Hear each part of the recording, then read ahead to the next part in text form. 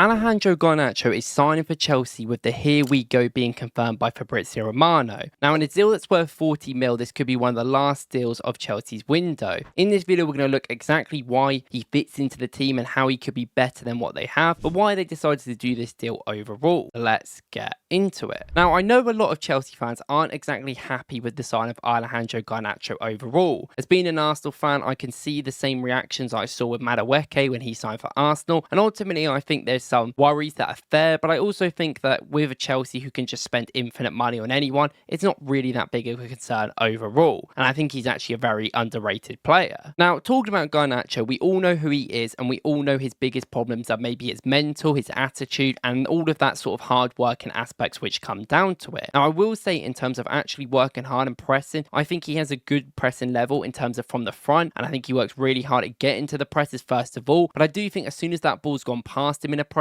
he is kind of useless, and I do think that's something you would want to work on from Maresca's system, which is very much getting better and better and better every week, especially off the ball, and that is something that will have to be looked at, and I do think that is a real worry to have looking at him straight away. Now, first of all, if we look at this Chelsea team, this is the team I've come up with. I don't know who's actually going to play. It's most likely going to be Fernandes here, but at the moment, Chelsea's main winger option on this left-hand side is Jamie Bino Gittins, and I know he didn't have the best couple of games in his first few. I watched the game against Palace and I wasn't that impressed, but I think in terms of him being an out-and-out dribbler in quick paces, there's going to be a lot of this situations. We saw it against Palace where teams are defending deep and well. I mean, Palace do it against everyone, but you know what I mean with Chelsea fans. Your real issue has been trying to break down these sort of defences rather than teams that come at them, because as soon as teams press against them, they get the space in behind and have had chances the entire time. Now, Jamie Bino Gittins is a really good dribbler, and that is maybe the only thing he's exceptional at. He can carry the ball really well from these wide areas into the box, and funnily enough, that is kind of where I'm going with the Garnacho one as well, which does make it a little bit weird. Now, in terms of Garnacho as a profile, he is so good at picking the ball up from these wider areas, carrying the ball, going past the player quickly, and getting it into the box. Now, when he gets into the box, this is maybe where the problems lie, but also sometimes where some of the problems are not as bad as once said. So when he gets into these areas for Chelsea, I think this is vitally important, because what he does is he takes players away and he is quick on an action. Now, there's a certain level with Garnacho as well where he can score some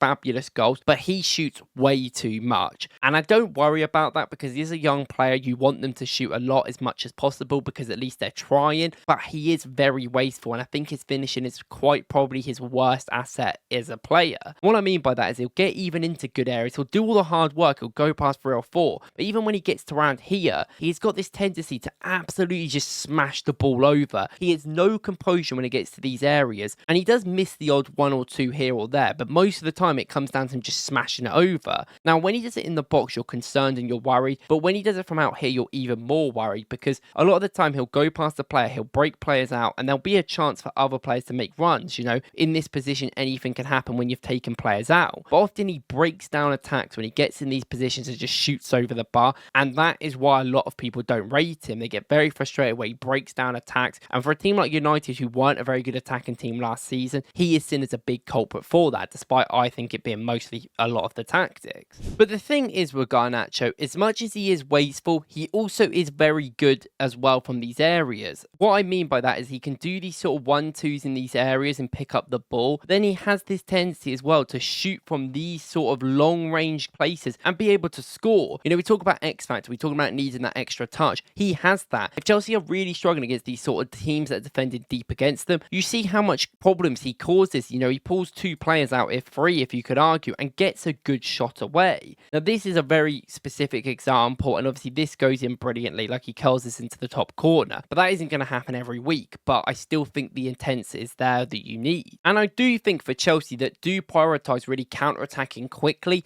he is a player that can be quite effective in these areas. You know, look, he picks the ball up here and you can see him going for the run. He completely goes past that player with his incredible pace and gets into space. Now, this is the real problem with him though. He does all the good work. Can he put the right pass through? Can he make the run? Often it is really the problem. Now, he does go on these great runs and we've seen some of the goals he scores, but this is the issue. But he is super young and I don't expect Chelsea to play him every game, and I don't think that should be the expectation for 30 to 40 mil signing anyway. And that is not the only effectiveness he has on the break. You know, he's very good just genuinely because he knows what he's doing when he has to think quickly. You know, look, he receives the ball here. It's a great example. ball, and instantly he just switches his ball all the way to Rashford, who's on this right-hand side. And he switches it all the way to Rashford over here to go basically score this big chance here. And I just think that's something that Chelsea might need in quick switches, because you have João Pedro who creates the space. You have an undeniable brilliant quality like Palmer, who's a little bit slow in some of the other aspects. But you have an Estevio who will run at players and make these runs that we're seeing here with Rashford. You know, this is more the Estevio sort of style. He'll make these runs off the ball. And then you talk about maybe Bino Gittins not being experienced yet in the Prem, maybe needs a little bit of time. You can work with Garnacho and work with him right now as he's a little bit more profound and getting into them areas, which I do think is a major point. Now, like we mentioned before, it's not all simple and it's not always going to work. And even though I said that I think if you bring in someone like Garnacho, it's not exactly guaranteed to make much difference in this team. And I do think in these low blocks, which we talk about, is being their biggest problem, I think. I'm not sure he's necessarily guaranteed to always be great. He is a little bit snatchy at some of his chances. You know, he does take a little bit too much on sometimes as well. You know, he'll try and run past 2 to 3 players and sometimes it's just not worth it. But I actually think with Cucurella's brilliant running off the ball, this might not be as bad. And I just think sometimes he needs a bit of guidance. I think if you tell him when to press and tell him when not to, he'll learn it a lot better. I think if you try and get some of the ego factors out of him as well, which clearly seems to be an issue, I think, genuinely just watching him. And if you teach him about his teammates, don't let him shoot all the time. Let him shoot a lot because you don't want to take that off him. But I know that can be wasteful. And I see him as like a baby Madueke, which is a little bit less physical. And I will say, in terms of these low blocks, the real issue is, especially if they're very physical, which most of them are in the Prem, in these tight areas, if he's squeezed enough, he will struggle to get past. Now, maybe the odd bounce will let him run through and he can continue to take the ball. But if you get enough players on Garnacho, he really can't dribble or do much with it. He's not strong enough, he can't keep the ball, and they will just basically sandwich him until they win it back and go off with the ball, which has been a problem and can be a problem as well still here. Now, he's not the best winger in the world right now, but he is still super young and he has got a lot of potential. And given the price that Chelsea paid, which is a very cheap rate going for the market, and considering his still potential he has, realistically it's not the worst player in the world to delve into. And we talk about Chelsea buying players and then selling them for around the same amount of money. They're probably going to do the same with him, or maybe more. He's a very easy profit, I think, in the future, and all he needs to do is just sort a little bit of his play out and it'll be fine. You know, you've seen some of the quality goals he's scored. He has that in him. He just needs to be able to be a bit more consistent with the other parts of the game, I think. But let me know in the comments what you guys think overall, and thank you guys for watching.